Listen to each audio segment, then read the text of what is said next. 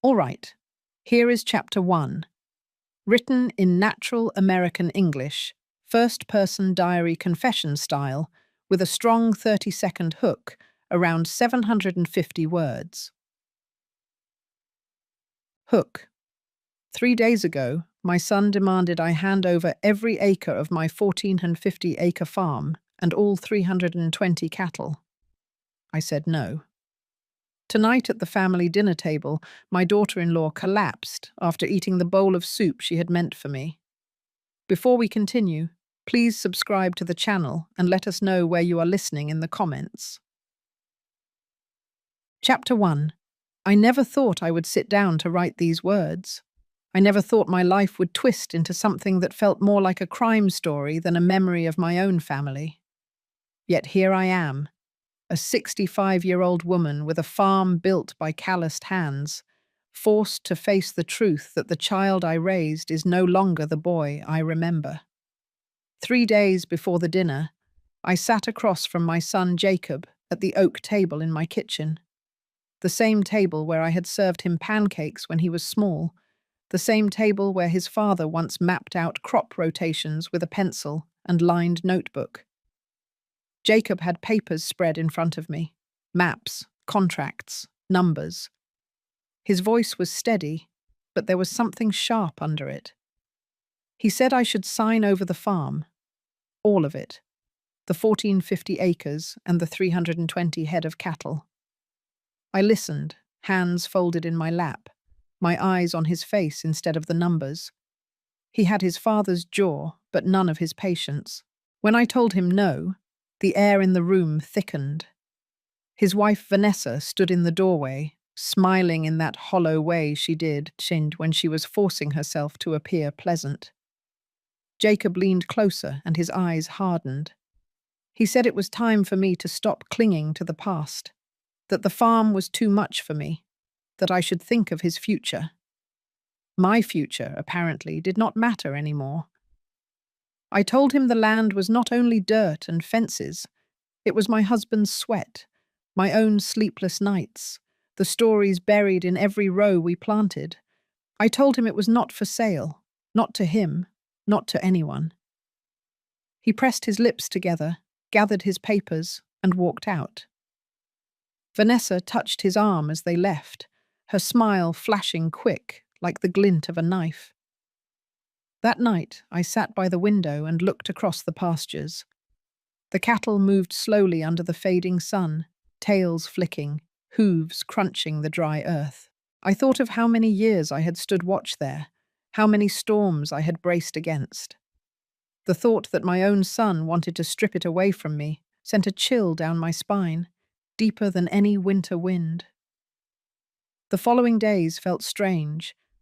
Jacob and Vanessa showed up more often than usual.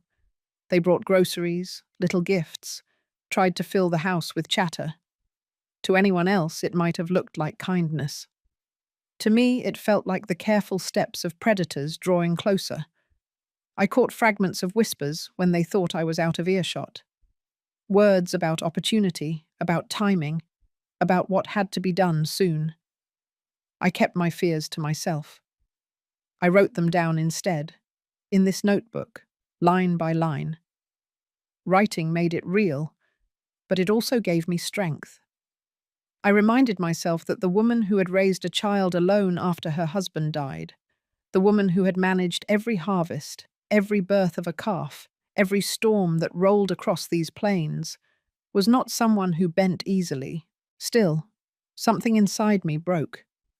The moment Jacob looked me in the eye across that table, and saw not his mother, but an obstacle. I replayed his expression over and over, the set of his jaw, the flatness in his voice. I used to know every flicker of emotion in that face. Now I saw only calculation. On the third day, he invited me to what he called a family gathering. He said it with a smile that was too tight, his hand resting too firmly on my shoulder. Vanessa promised to cook, said it would be a special evening, that we could talk things over again. I nodded, but inside I felt the first stir of dread. Something about the way they moved in tandem, finishing each other's sentences, pretending to care. I knew a storm was coming. As I walked back into the farmhouse that evening, I paused at the door and breathed in the familiar scent of wood smoke and hay. I told myself to stay alert, to listen not only with my ears but with my instincts. The same instincts that had carried me through years of hardship would have to carry me through whatever was about to unfold. I did not yet know that the soup waiting for me that night carried more than herbs. I did not yet know that I would leave the table alive only because of a single decision, quick as a heartbeat. But I felt it. Deep in my bones, I felt it. The morning after Jacob's visit, I walked the fence line as I always did.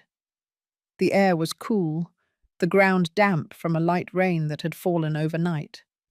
The cattle moved slow and steady, their heads down in the grass. I felt calmer out there, away from the house, away from the echo of his voice. Out there, it was just me and the same land I had tended for more than 40 years. I could still hear my husband's laugh in my memory when we first bought this place. He had said the soil was strong enough to carry us through anything, and it had. We built barns, dug wells, raised cattle and crops. We fought through lean years and we celebrated the good ones. After he passed, the farm became my anchor. It was not only property, it was my identity, the proof that I could hold a family together no matter what storms came. That is what made Jacob's demand cut so deep. He did not see the years of sacrifice carved into these fields. He saw dollar signs. And Vanessa, with her polite smile and polished nails, saw opportunity. I was not blind to it. Every time she looked at me, I felt as if she were measuring my worth, calculating what I was worth alive and what I was worth gone. I tried to push those thoughts aside as I cleaned the stalls that morning. Work had always been my way of keeping balance. But even then, the silence around me felt heavier. The birdsong seemed distant, the breeze harsher. It was as if the farm itself knew trouble was closing in. Later that day, I went into town for supplies. The clerk at the feed store greeted me by name, as he always did. People in this town still treated me with respect. They remembered the years I donated beef to the school fundraiser, the times I volunteered at the harvest fair. They knew me as the woman who kept the farm alive when most would have given up. That kind of respect cannot be bought, and it cannot be signed away on a piece of paper. I thought about that as I drove home with the truck bed full of feed. Respect is earned, but greed can erase it in a heartbeat. Jacob had not earned this land, yet he wanted to claim it as if it were his right. The more I thought about it, the more I understood how far he might go. That evening, as the sun set, I sat in the living room with the old photo albums. I looked at pictures of Jacob as a boy, running barefoot through the pasture, climbing onto his father's shoulders. I traced the edges of those photos with my fingers, trying to reconcile that child with the man who now stood against me. Somewhere along the line, something changed. I wondered if I had missed the signs. The sound of a car engine broke my thoughts. Headlights swept across the front yard. It was Jacob and Vanessa again. They came in carrying a casserole dish, their voices bright, almost too cheerful. "Mum, we thought we would drop this off for you," Vanessa said, setting it on the counter. "You should not be cooking so much on your own." I thanked her, though my stomach turned at the gesture. She moved around the kitchen with ease, like she already owned the place. Jacob leaned against the doorway, watching me with an unreadable expression. "We need to talk again soon," he said, his tone light but firm. "You know this farm is too much for you alone. It is time to think about the future." I met his gaze and answered evenly. "The future of this land is not yours to decide." The air between us froze. Vanessa cleared her throat and tried to soften the moment. She poured herself a glass of water, then sipped it slowly, her eyes darting between us. After they left, the house felt emptier than ever. I could not bring myself to touch the casserole. I wrapped it in foil and set it outside for the stray dogs that wandered near the barn. I told myself it was just caution, but deep down I knew I did not trust anything they brought into my kitchen. That night, I wrote in my notebook again. I wrote about the look in Jacob's eyes, the chill in Vanessa's smile. I wrote that I felt surrounded in my own home. I ended the entry with a promise to myself. I would protect this land, no matter what.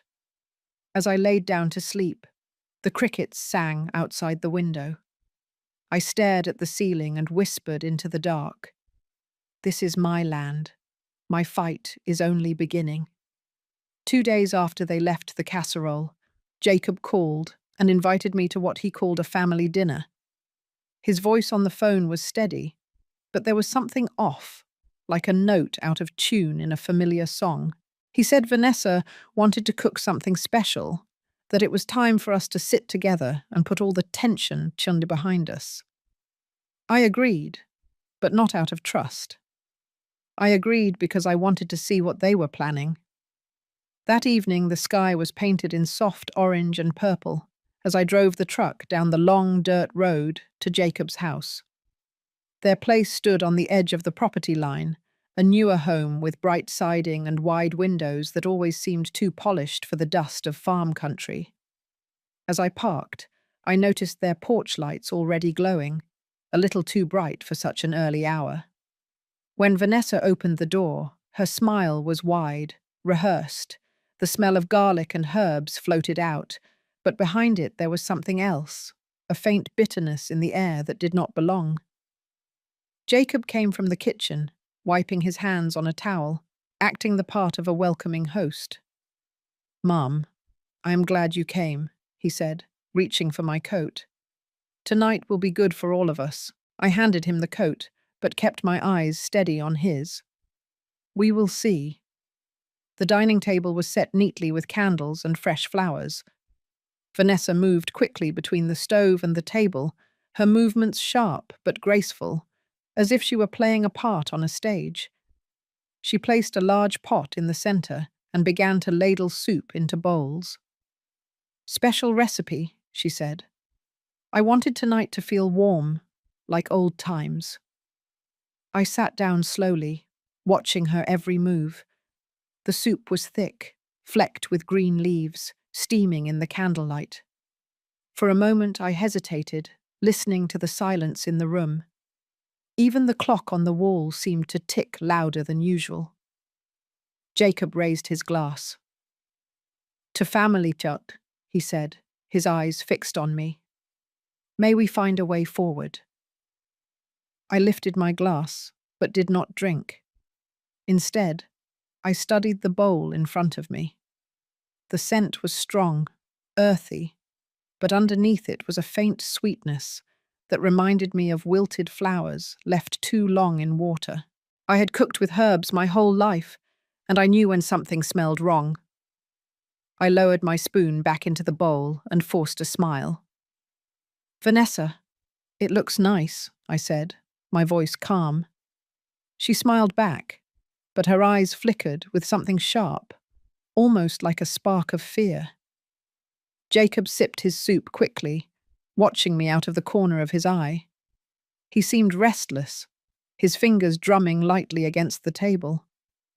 Vanessa kept glancing toward me, waiting, as though she needed to see me lift that spoon to my lips. I stirred the soup slowly, letting the steam rise. My instincts screamed at me. A voice inside whispered that this was not a meal, it was a test. I looked down at the bowl and then at Vanessa, who had just sat across from me. With one quiet motion, I slid my bowl a few inches forward and reached for hers. "Let me try from yours," I said lightly. "You always season it better." Her face froze for a split second before she forced another smile. "Of course, Mom." I pulled her bowl toward me and placed mine in front of her. The exchange was subtle, but in that silence it felt louder than thunder. Jacob's eyes widened for the briefest moment before he masked it with a laugh. We all began to eat.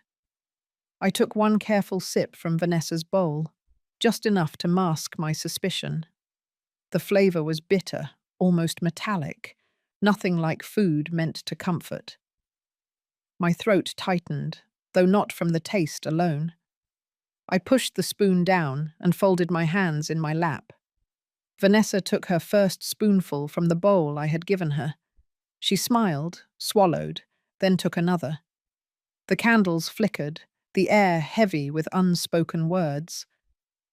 Jacob's gaze moved back and forth between us, his knuckles white around his glass. Minutes passed, long and slow. My heartbeat echoed in my ears. I watched as Vanessa shifted in her seat, her hand brushing her stomach. She tried to speak, but her voice caught. She pressed her lips together, her face paling. "Are you all right?" Jacob asked quickly, his voice cracking. Vanessa nodded weakly, but her eyes told the truth. She tried to reach for her water, spilling half of it onto the table. Her breathing grew shallow. I sat back, silent, my mind racing. The bowl in front of me steamed softly, untouched. The bowl in front of her was nearly empty. The bitter sweetness lingered in the air. Jacob stood suddenly, his chair scraping against the floor. "Vanessa!" His shout filled the house as she slumped sideways, her spoon clattering to the ground. I kept my hands folded tight, my face calm though inside my chest thundered. I knew in that moment what they had intended for me. The trap had closed, but not on the prey they expected. The candles flickered again, and the sound of Jacob's voice shook the walls. The dinner table, meant to be a place of family, had turned into the stage of betrayal, and I, the one they had planned to bury, was the only one still sitting upright in the glow of that false celebration. The house was quiet after the ambulance left. Jacob had followed them, his face twisted with panic, though I could not tell if it was for his wife or for the plan that had unraveled. I remained behind, alone at the table. The candles had burned low, their wax dripping onto the cloth, and the bowls still sat there, one nearly empty, the other untouched. My hands trembled as I gathered the dishes, not from fear, but from the weight of realization. I rinsed the bowls under cold water and stared at the swirl of broth circling the drain. I kept seeing Vanessa's pale face and the look in Jacob's eyes when she collapsed. It was not sorrow, not the grief of a husband. It was terror. He had not expected it to play out this way. The plan had turned on him, and in that twist, the truth had shown itself. That night, I did not sleep. Every creak of the floorboards made me tense. The old farmhouse, once my place of comfort, now felt like a stage where unseen actors moved in the dark. I thought about the whispers I had overheard, about the urgency in Jacob's words when he pushed me to sign the papers. I knew there was more beneath the surface, something driving him to desperation. The next morning I rose early and went out to the barn. The cattle stirred at the sound of the door, their breath steaming in the cool air. As I pitched hay into the troughs, I felt the rhythm of work calm me. But even there, surrounded by the life I had raised and tended, my mind would not quiet. I thought about what Jacob and Vanessa had risked. No one makes a choice that reckless without a reason pressing hard at their back. Later that day, Sheriff Hayes drove up the gravel drive. His truck crunched to a stop, and he climbed out, tipping his hat. He had heard about the ambulance call and came to check on me. We sat on the porch, the wooden boards warm beneath the sun, and I told him the truth of what I had seen. He listened without interruption, his eyes narrowing at the mention of the soup, the strange smell, the switch of bowls. When I finished, he leaned back and folded his arms. Martha, if what you're saying is right, this wasn't an accident, he said. This was planned. Folks don't just happen to serve up poison at supper. I nodded, my throat tight. I could smell it. I could feel it in my bones. They wanted me gone. He tapped his boot against the porch rail, thinking. I can't move on this without proof, not the kind that'll hold. But I can start asking questions. I can see who Jacob's been talking to, what kind of trouble he's in. I thanked him, though my heart sank. Proof. The word echoed in my head. It meant this was not over. It meant Jacob might try again. That evening, as the sun slid low, I walked the fields with a notebook in hand. I wrote down every detail I could remember. The smell of the soup, the flicker of fear in Vanessa's eyes, the way Jacob's hand shook when he raised his glass. I needed it recorded, not just for me, but for whoever might one day need to see the truth laid bare. When I returned to the house, I found the casserole dish Vanessa had brought days earlier still sitting outside by the barn. The foil had been torn back by dogs, and the food was scattered in the dirt. I stared at it for a long time. Had it been laced with the same bitterness? Had I been too cautious or not cautious enough? I would never know, but the thought made me shiver. That night, I sat at the kitchen table and thought about Jacob as a child. I remembered the way he used to run to me with scraped knees, the way he begged for bedtime stories. I remembered the boy who had once told me he wanted to be a farmer like his father. That boy was gone. In his place stood a man who saw me as a barrier, a man willing to let his own wife fall to prove a point. The following day, Pastor Emily came by. Word had travelled through town that something strange had happened, and she wanted to see me. She brought a pie, her eyes soft with concern. We sat in the living room, and she prayed quietly before speaking. Martha, I know this land means everything to you, she said gently. But you cannot carry this alone. If Jacob is walking a dark path, it will only grow heavier if you keep silent. Her words cut deep. I had always kept family matters within these walls, never letting others see the cracks. But now those cracks had become chasms. Emily, I said, my voice low, he is my son. But I think he is willing to see me in the ground for the sake of money.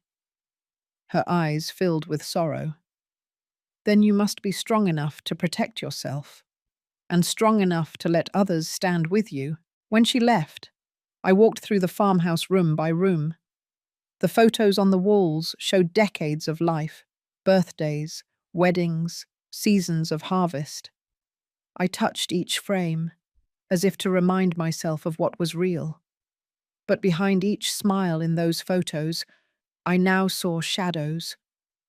That night the wind rattled the windows, and I wrote again in my notebook. They will not stop. They have already shown me what they are capable of. I must be ready. The thought settled in my chest like a stone. Jacob was not done, and neither was I. The night of the family dinner stayed burned in my memory, but the days that followed pressed even heavier on my shoulders. Vanessa remained in the hospital, and Jacob came back to the farm more often than before. His visits were short, his words clipped, but the pressure in his presence grew stronger. It was as if he believed that with his wife out of the way, he had to move faster to finish what they had started. 3 nights after the dinner, he showed up unannounced. I was sitting at the kitchen table with my notebook open, writing down details before they faded, when his truck lights cut across the yard. He walked in without knocking, carrying a folder under his arm. His boots tracked dirt across the floor, but he did not seem to care. "Mum, we need to talk," he said, setting the folder down in front of me. "I cannot wait any more." I looked at the folder but did not open it. I told you before, Jacob. The answer is no. His jaw tightened. Open it. Just look at what I have drawn up. I pushed the folder back across the table. There is nothing you can show me that will change my mind. He leaned closer, his eyes sharp. You think you can keep this place forever? You are not strong enough. You will end up buried out there in those fields, and then what? The land will still come to me, but it will take longer and cost more. Why fight it? I kept my voice steady, though my stomach knotted. Because this farm is not just land and cattle. It is what your father and I built with our lives. It is what kept food on your plate and clothes on your back. I will not hand it over like it is nothing. His lips curled into something between a smile and a sneer. So you would rather see me ruined? You would rather watch me drown in debt while you sit on all this land? I stared at him, the boy I once held in my arms, now standing before me as a stranger. I would rather see you learn that a man does not take what is not his. His face flushed with anger. He shoved the folder toward me again, the papers spilling out across the table. I glanced down and saw maps of the property, projected figures, even signatures that looked eerily like mine. My stomach dropped.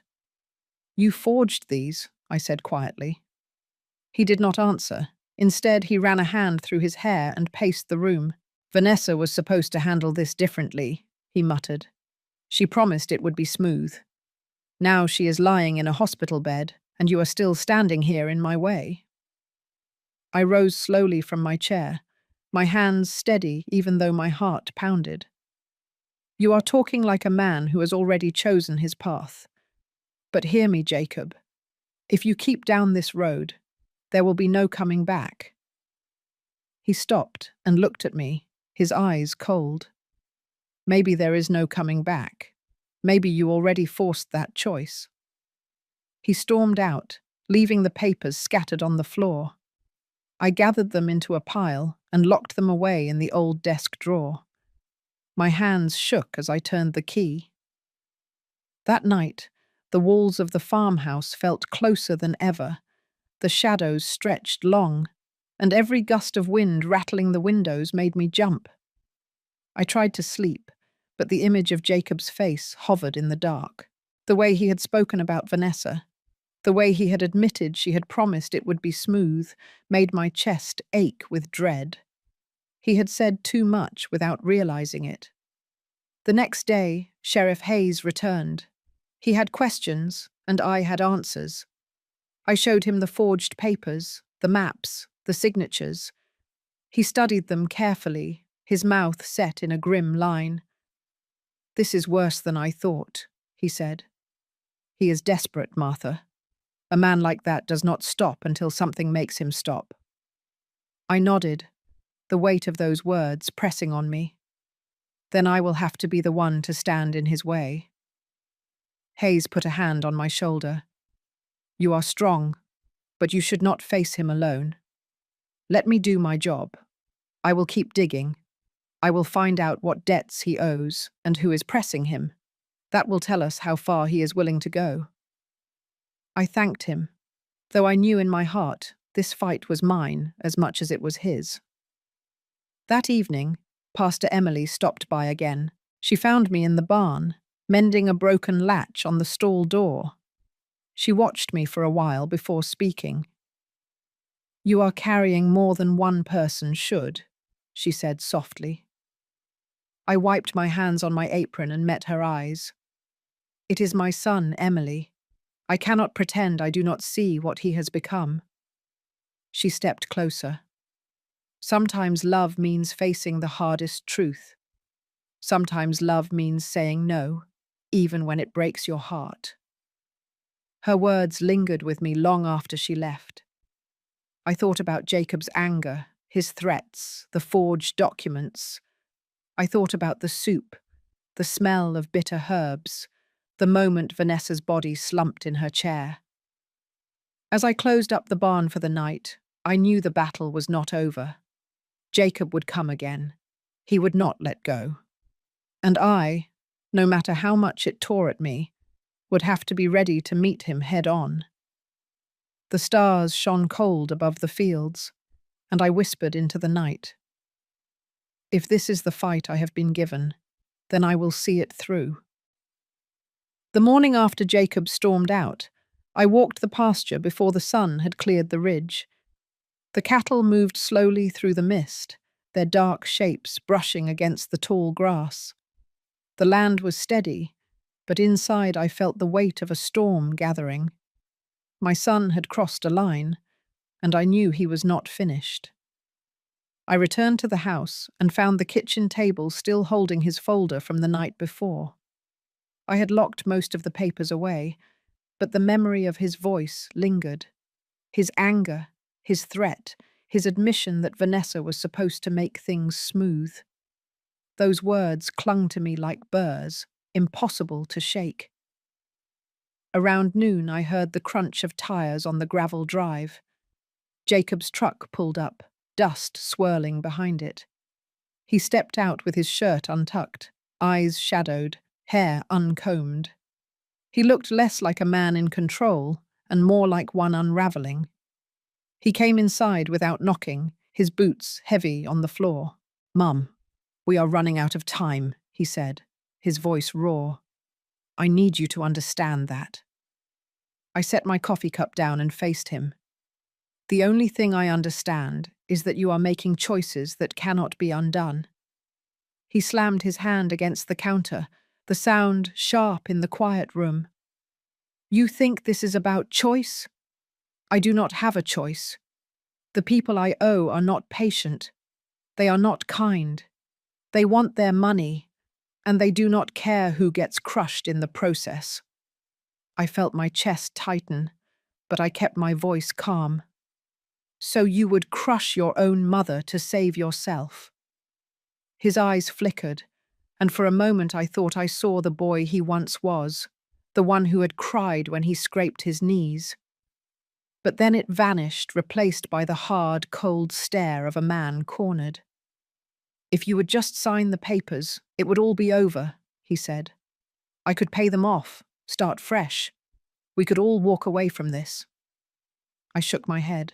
"No piece of paper will change the fact that you tried to poison me. No fresh start will come from betrayal." His shoulders stiffened. He looked around the kitchen, his jaw clenching. "You left me no choice," he muttered. "Vanessa told me you would be stubborn.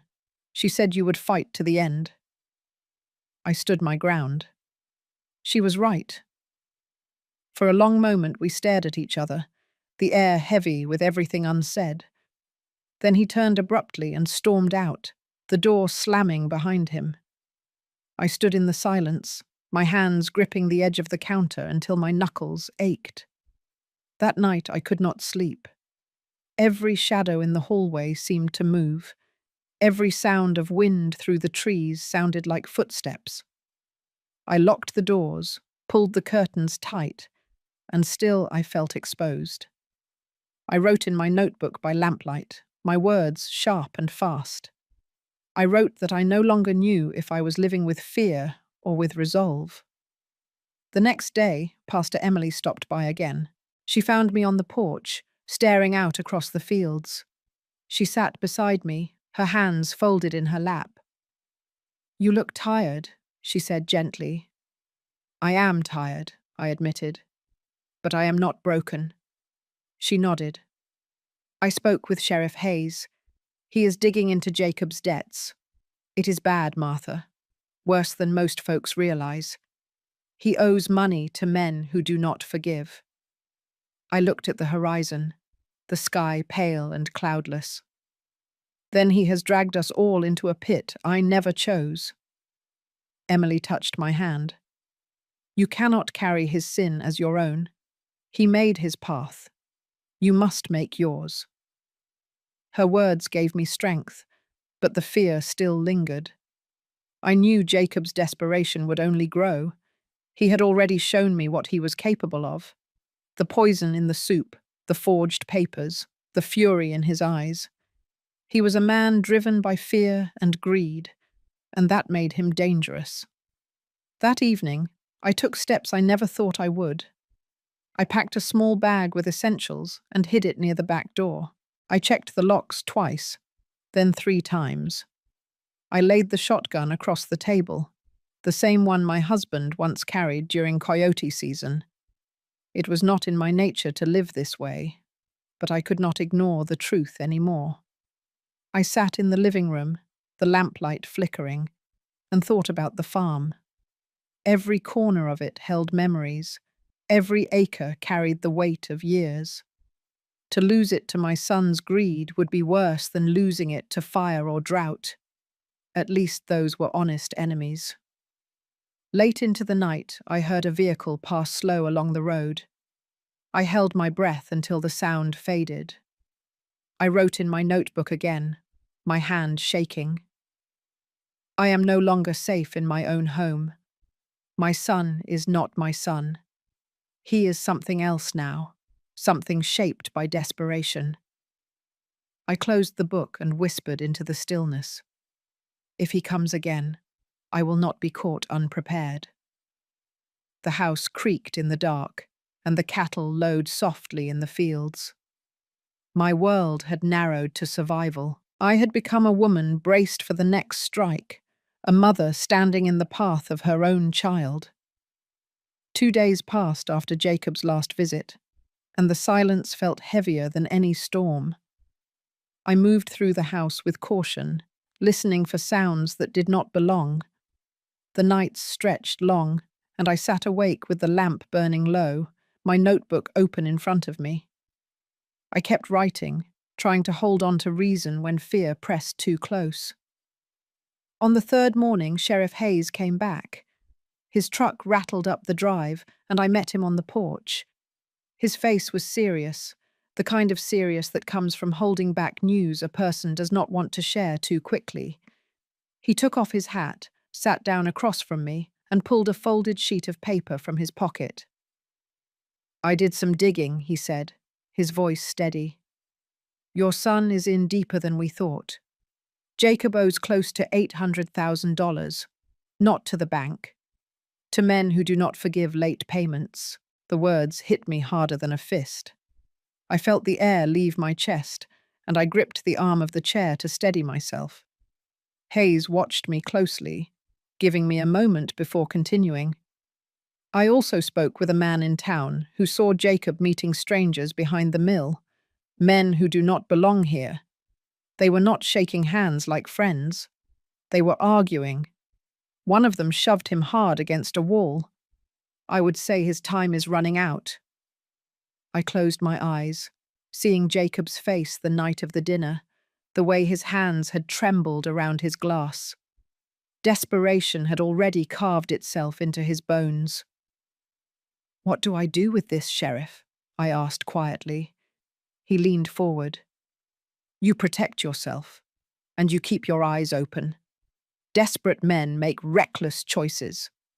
If he thinks you stand between him and survival, he will not hesitate again. When he left, I stayed on the porch, staring out across the pasture. The cattle grazed slow and calm, unaware of the storm circling. My son's debts were bigger than I imagined. His greed had dragged him into a pit, and now he thought the only rope out was tied to me. That afternoon, I forced myself to search the house. I began in the pantry, moving jars and cans aside, looking for anything that felt wrong. On the highest shelf, I found a small tin pushed back into the corner. At first glance, it looked like oregano, but when I twisted the lid off, the smell hit me sharp and bitter. Not oregano. I tipped a bit into my palm and saw the dried leaves, crushed fine. Foxglove. My stomach turned. I set the tin down and stepped back, pressing a hand to my mouth. I had tended gardens for decades. I knew foxglove for what it was, beautiful to look at, deadly to swallow. I carried the tin outside and waited until the sheriff returned the next morning. When I handed it to him, his jaw tightened. This is not cooking spice, he said. I know, I answered. They left it here, right under my roof. He placed the tin carefully in a bag and sealed it. This is proof. Maybe not enough for a courtroom yet, but enough to show intent. I nodded, though my body felt heavy. The house did not feel like home anymore. It felt like a place of shadows, a place where poison could be hidden behind the flour and sugar. Later that day, Pastor Emily came by. I showed her the empty space on the shelf where the tin had been. She pressed her lips together, her eyes filled with sorrow. Sometimes evil hides in plain sight, she said, and sometimes it takes the shape of those we love most. I turned away, my throat burning. I keep thinking about the boy he used to be, the one who brought me flowers from the pasture and left them in a jar on this very counter. How did that boy turn into a man who hides poison in my pantry? Emily placed a hand on my shoulder. The boy you loved is still a part of you, but the man he has become is his own doing. You cannot carry both. That night, I walked through the rooms again, touching each photograph on the walls. Jacob at his 5th birthday, grinning with cake smeared on his face. Jacob at 16, holding a calf with pride. Jacob at his wedding, standing tall beside Vanessa. The images blurred as my eyes filled with tears.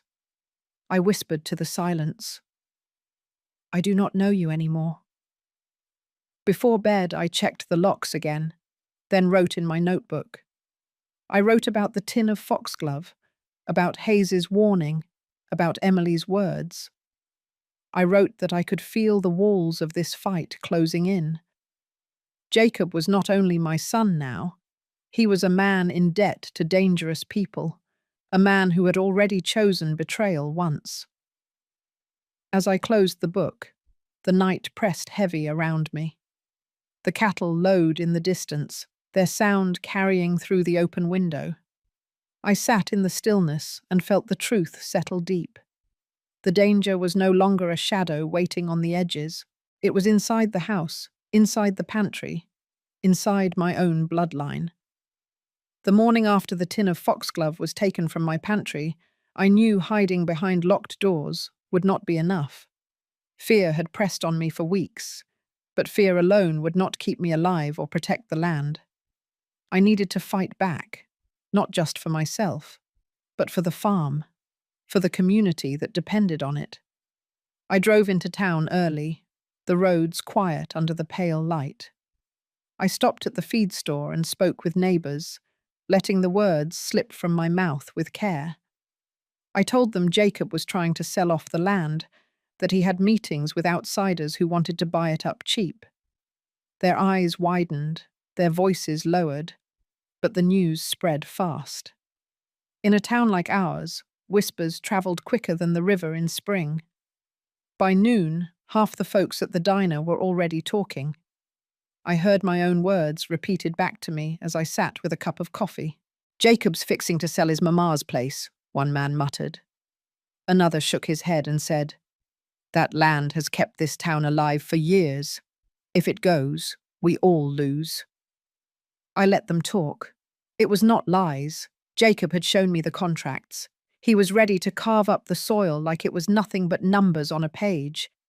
But now the community knew, and their outrage was louder than any sermon. That afternoon, Pastor Emily called for a gathering at the church. People filled the wooden pews, their voices echoing under the high ceiling. I stood at the front with her by my side, my hands trembling slightly, but my voice steady as I told them what I knew. I spoke of the debt, of the strangers, of the plans to sell. I did not speak of poison. That was my burden to carry for now.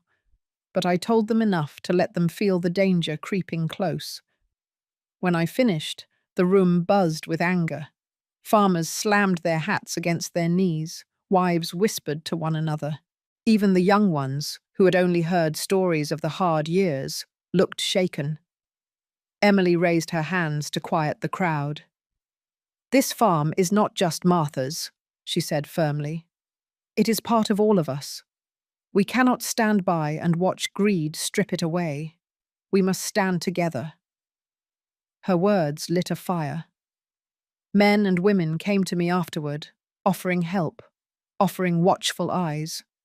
They promised they would not let the land be stolen in silence. For the first time in weeks, I felt something stronger than fear. I felt the weight of community on my side. That evening, Jacob came storming into the yard. His face was flushed, his eyes wild. He knew. He had heard the whispers already. "You had no right," he shouted as he marched up the porch steps. "You told them lies about me." I stood tall, my voice calm. I told them the truth. The land does not just belong to you. It belongs to the history of this town.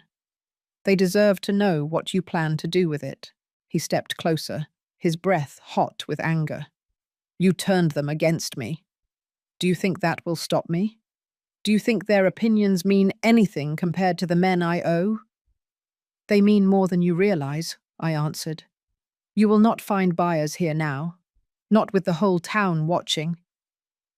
His hands clenched at his sides.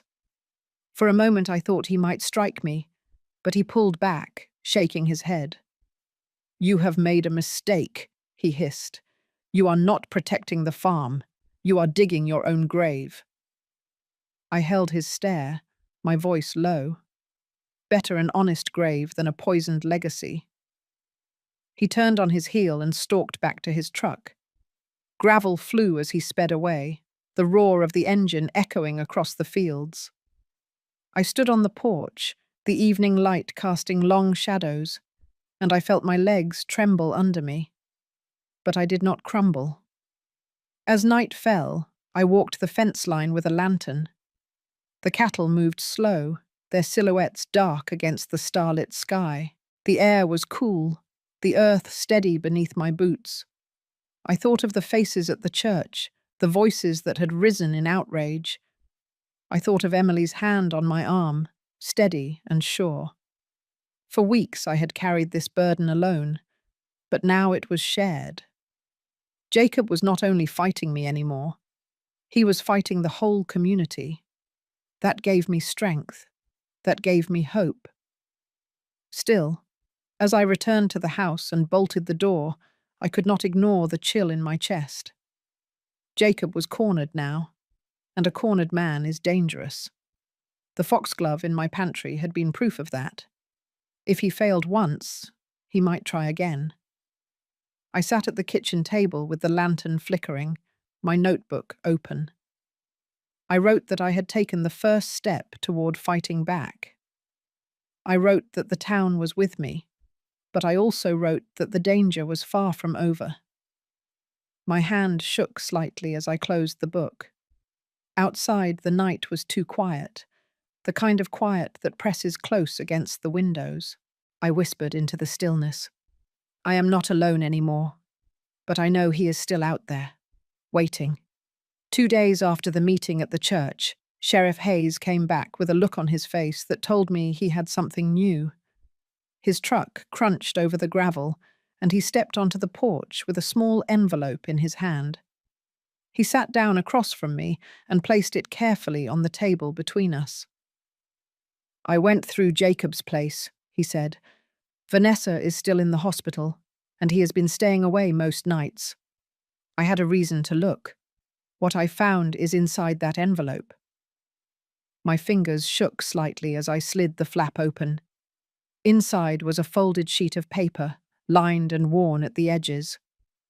I opened it slowly, and the sight made my stomach twist. It was a list, written in Jacob's handwriting. The words were neat, deliberate, as if he had taken his time. Foxglove leaves. Soup. Family dinner. Call doctor after 40 minutes.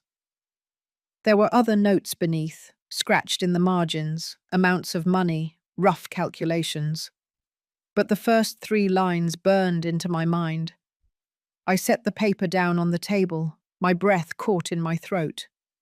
Hayes leaned forward, his voice low. "That is not an accident. That is a plan." I nodded slowly. He wrote it out like a shopping list, like it was nothing more than a chore to cross off. The porch was silent, except for the creak of the boards under our chairs. I could not tear my eyes from the words. The letters seemed to move on the page, each one cutting deeper. My son had not acted out of sudden anger or reckless impulse. He had thought it through, planned it, written it down. Hayes spoke again. With this, there is no doubt. He meant for you to be the one carried out of that dinner, not Vanessa. I felt a coldness spread through me. The hurt was heavier than the fear. I thought about the times I had packed lunches for him, the notes I had slipped into his school bag. Now I sat staring at a note he had written about my death. That night, I laid the paper on the kitchen table and sat with it for hours. I ran my hand over the lines, as if touching them might make them vanish. But they did not vanish. They stayed sharp, etched in ink and in my heart. I wrote in my notebook, my words spilling faster than my hand could keep up. I wrote about betrayal, about the sharp edge of realizing my son wanted me gone. I wrote that there is a difference between fear of death and the sorrow of knowing death was meant to come from your own child. Later, Pastor Emily came by with supper. She saw the paper on the table and picked it up, her face pale as she read. She pressed it against her chest and closed her eyes for a moment before speaking. "Martha, this is evil laid bare," she said. "You cannot carry this alone anymore." "I know," I whispered, "but it is heavier because it came from him. I would have carried any burden for Jacob. I never thought he would place one like this on me." She sat beside me, her hand over mine. "You must keep standing. The truth is your strength now." The next morning I went out to the barn. The cattle moved restlessly, as if they too sensed the unease in me. I walked the rows slowly, the list still in my pocket. I felt it like a weight pressing against my side. Every step reminded me of what had been written, of what had nearly happened at that table. By midday, the town already knew. Hayes had not shared the details, but word of a written plan spread like fire. People stopped me on the street, their voices full of sympathy, but also anger. "We will not let him get away with this," one farmer told me, his hands clenched. Another woman said, "He is not only trying to destroy you, he is trying to destroy all of us." Their outrage gave me strength, but it also deepened the sorrow. I had hoped to keep some part of this private, to hold the shame close and shield him from the eyes of the town. But now it was out, and the name Jacob was spoken in hushed, angry tones. That evening, I sat on the porch again. The list was still folded in my pocket. The sky was streaked with red and gold, the fields glowing in the fading light. I thought about how simple words on paper could carry so much power. 3 lines, short and sharp, and yet they changed everything. I whispered into the air, "You wrote this with your own hand, Jacob. You carved the truth with ink, and now the whole world will see it." The wind carried across the fields, rustling the grass. The sound was soft, almost like a voice. I closed my eyes and let the night settle around me. The fight was not finished, but now I had proof, and proof could not be erased. Inside, I placed the list into my notebook, pressed between the pages. It would stay there, locked in words, a mirror to his choices and a shield for mine. The list had already shown me the depth of Jacob's betrayal, but what came next cut even deeper. Sheriff Hayes came back one evening with something clenched in his hand. He walked into the kitchen with a grim expression and set a small flash drive on the table. "This came from a man who used to work with your son," he said. "He wanted to stay anonymous, but he thought you should hear it. I listened already. It is not easy." I stared at the flash drive for a long moment before nodding.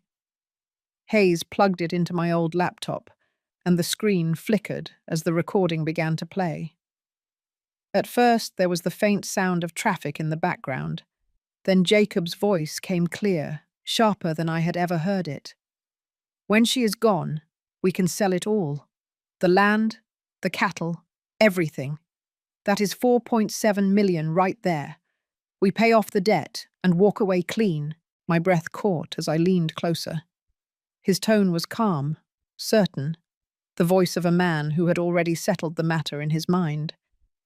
Vanessa's voice followed, softer, coaxing. And if she resists too long, if she does not, go quietly? Jacob's reply came without hesitation.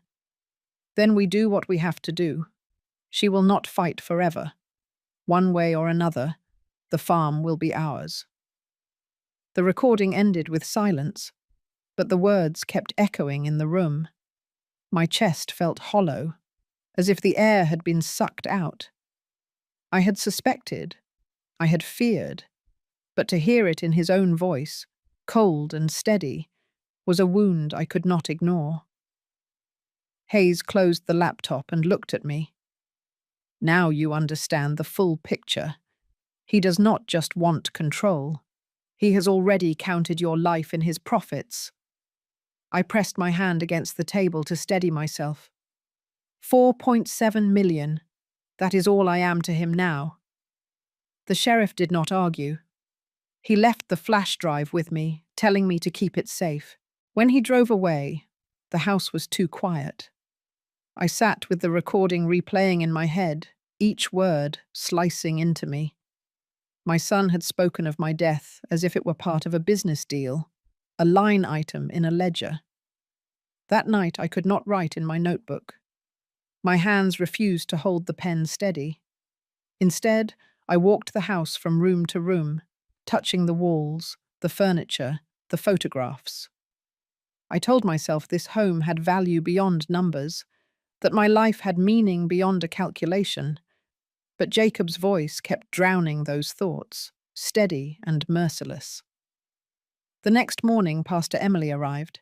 She found me sitting at the kitchen table, the laptop still open, the recording paused at the beginning. I played it for her without a word. She listened, her eyes closing as the voices played. When it ended, she stayed silent for a long moment. Finally, she spoke, her voice steady but heavy. There are some things a mother should never have to hear, but now you cannot pretend anymore. The truth is in his own words. I looked at her, my eyes burning. I carried him in my arms. I carried him through every hardship. And now he carries my death in his pocket like a solution to a debt. She reached across the table and took my hand. Evil wears many faces, but you, Martha, must not let his face take away your strength. You still have the truth, and you still have this community behind you. Her words helped, but the ache in my chest remained. I knew now that Jacob had already chosen his path. There was no confusion, no moment of weakness to explain it away. He had planned it, spoken it, embraced it. Later that day, I drove into town again. I needed to feel the eyes of my neighbors, to hear their voices. At the diner, the talk was already swirling. Someone had leaked parts of the recording. People spoke of it in low tones, shaking their heads, some with anger, some with disbelief. One farmer leaned over to me and said, "We all stand with you, Martha. No son who talks like that deserves to hold the keys to this land." I thanked him, though my throat was too tight to say much more. The weight of their support steadied me, but the shame of Jacob's voice spreading through town pressed hard on my shoulders. When I returned home, the sun was setting. The fields glowed gold in the fading light, the cattle moving slowly across the pasture. I stood at the fence and breathed deep, letting the cool air fill my lungs. I whispered into the wind, "You may count me in your numbers, Jacob, but I am still standing, and I will not fall the way you planned. Inside, I finally opened my notebook again. I wrote about the recording, about the sound of his voice. I wrote that betrayal is sharpest, not when it surprises, but when it confirms what you already feared. I wrote that no mother should ever hear her child speak her death as if it were a bargain to be struck. When I finished, I closed the notebook and set it beside the flash drive. Together they told the truth, clear and undeniable. The night settled quiet around me, but inside I felt the fire grow. He had counted me out already, but he was wrong. The fight was not over. It was only beginning. The night before the town meeting, I barely slept. The flash drive with Jacob's voice sat locked in my desk drawer, the list of foxglove notes pressed between the pages of my notebook. Proof had become my only shield. Proof, and the strength of the community that now stood with me. By morning, the church bell rang out across the valley, calling everyone to gather. The pews filled quickly, neighbours sitting shoulder to shoulder, faces stern and watchful. The air carried a charge, as if the whole town had come not only for worship, but for judgment. Pastor Emily stood near the altar, her presence steady. Sheriff Hayes sat near the front, his hat on his lap, eyes fixed forward. I walked down the aisle slowly, my hands shaking but my steps firm. Every face turned toward me. I could feel their sympathy, but also their expectation. They wanted the truth, and I had it. Jacob arrived late. He pushed through the doors with his head high, his jaw set, trying to look like a man in control. But his eyes gave him away. They darted across the room, restless and sharp. When he saw me standing at the front, his lips curled in a hard line. Emily raised her hand for quiet. "We are here today because something sacred has been broken," she said. "This land, this family, this town, they are bound together. When greed tries to tear that apart, we must face it in the open." Her words stilled the crowd. Hayes stood next, his voice low but firm. "We have evidence that Jacob planned harm against his own mother. Evidence he spoke of selling the farm, the cattle, the land, all for money that would never last. You all deserve to hear it." He plugged the flash drive into a speaker. Jacob's voice filled the church, cold and clear.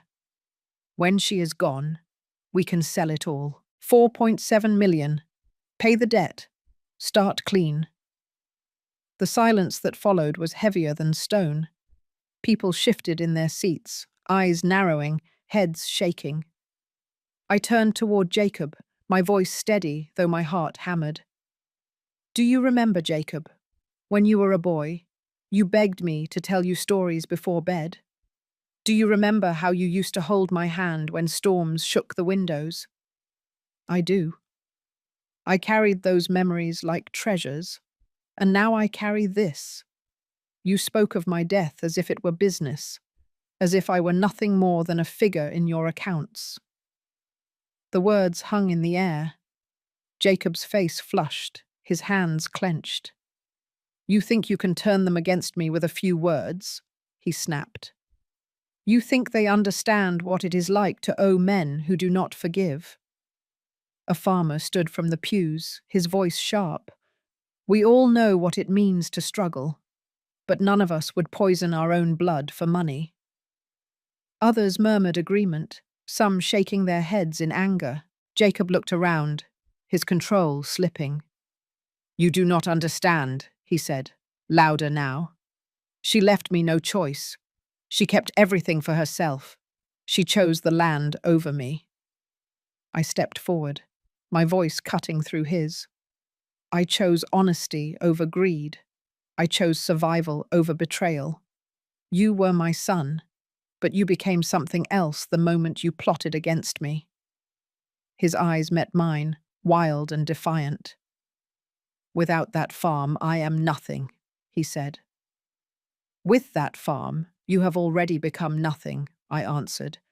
Because you sold the one thing no money can buy. You sold your own soul.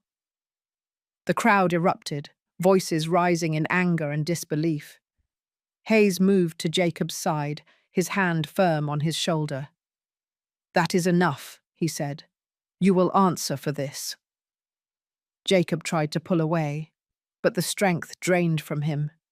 He looked around the room, the weight of the stairs pressing in.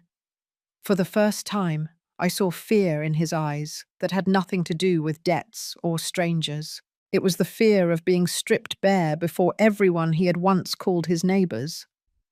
Emily's voice rose over the noise. "This is a lesson for all of us. Greed can destroy families. It can poison love. But truth and community will always outlast the lies." The room quieted, the words settling deep. Hayes led Jacob down the aisle, his head bowed now, his steps uneven. People watched in silence, some with anger, some with sorrow. I stood at the front, my body trembling but my heart steady. I had faced my son and his betrayal in the open. I had laid bare the truth. The weight was heavy, but it was no longer mine alone to carry. As the church emptied, neighbours came to me, touching my arm, offering words of support. Emily stayed close, her hand warm on my shoulder. When the last of the crowd had gone, I sat in the quiet pews, staring at the altar. I whispered to myself, "The fight is not finished, but I am not afraid anymore." The sun streamed through the stained glass windows, casting colours across the floor. For the first time in many weeks, I let myself breathe deep. The worst had been spoken aloud, and once spoken, it could not be taken back. The church meeting had left me shaken, but it had also given me strength. The truth was no longer buried in whispers or hidden notes. It had been spoken in Jacob's own voice, and the community had heard it. Still, the days that followed were not simple. The weight of betrayal does not vanish when evidence is laid bare. It lingers, heavy and painful, until time and grace begin to soften it. Jacob was taken into custody, but the charges would take time. Sheriff Hayes explained that there would be a process, that the courts would decide the punishment. The law would have its say, but what mattered to me was that the danger was finally contained. For the first time in weeks, I slept through the night without waking at every sound. I went about my chores with a steady rhythm, feeding cattle, mending fences, walking the pasture in the early light. The land felt different now, as if it had endured the storm with me and stood stronger for it. Neighbours came by often, offering help, bringing meals, making sure I was not alone. Their presence was a reminder that while I had lost much, I had not lost everything. One afternoon, Pastor Emily came to sit with me on the porch. We watched the cattle graze in the distance, the sun warm on our faces. She spoke gently. "You did what needed to be done, Martha. You spoke the truth, and you stood firm. But the hardest part may be what comes after." I nodded, living with what remains. "Yes," she said. "You cannot erase what Jacob tried to do, but you can choose what you carry from it. Hatred will weigh you down. Forgiveness will not excuse his actions, but it will set you free." Her words lingered. Forgiveness was not easy. My son had plotted against me, had nearly succeeded. Yet in the quiet moments, I still remembered the boy he had been. I remembered the laughter, the hugs, the way his small hand once fit in mine. Those memories had not been erased by his betrayal. They remained, fragile and distant, but still mine to hold. A week later, I received word that Vanessa had recovered enough to speak. She wanted to see me. At first I resisted, but something inside urged me to go. I drove to the hospital, my hands tight on the steering wheel, unsure of what I would say. Vanessa looked pale, her eyes hollow, but she met my gaze with something I had not seen before. Not arrogance, not coldness, but shame. "I know what I did," she said quietly. "I followed Jacob's lead, but I chose it too. I will carry that for the rest of my life. I do not ask for forgiveness, but I needed to tell you I am sorry."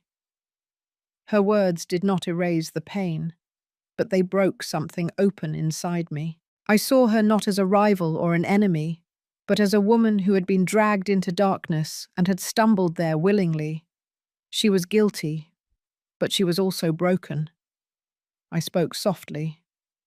"What you tried to do cannot be undone, but I hope you find a way to build something better than the ruins you helped create." She nodded, tears sliding down her cheeks. It was not reconciliation, but it was a beginning. When I left the hospital, the sky was wide and clear. The air smelled of rain on the horizon. I thought of Jacob, locked away, facing the weight of his choices. I thought of Vanessa, weak in a hospital bed, burdened by guilt. And I thought of myself, standing at the edge of the field, the wind in my hair, still alive, still holding on to the land that had carried me through. I knew I would never forget what had happened, but I also knew I would not let it define the rest of my life. Forgiveness would come in small steps, not as a gift to them, but as a release for me. Justice would come through the courts, but healing would come through time and through the love of those who had stood with me. That evening, I sat on the porch as the sun went down. The cattle grazed quietly, the earth steady beneath them. I opened my notebook and wrote the final entry of this chapter of my life. I survived not because I was stronger than betrayal, but because I refused to surrender to it. My son's choices have left scars, but they have also taught me the power of truth, of community, and of forgiveness. I cannot change what was done, but I can choose to keep living. I can choose to let hope guide me forward. As the last light faded, I closed the book and let the night settle around me. The storm had passed. The land endured. And so did I. Thank you for staying with me through this story. These words are not only about betrayal and pain, but about survival, justice, and the power of forgiveness. Life can break us, but it can also teach us where our strength truly lies. If this story touched you, share your thoughts in the comments. Tell us if you have faced struggles that tested your spirit, and how you found the courage to keep going. And if you believe in the strength of truth and hope, let your voice be heard.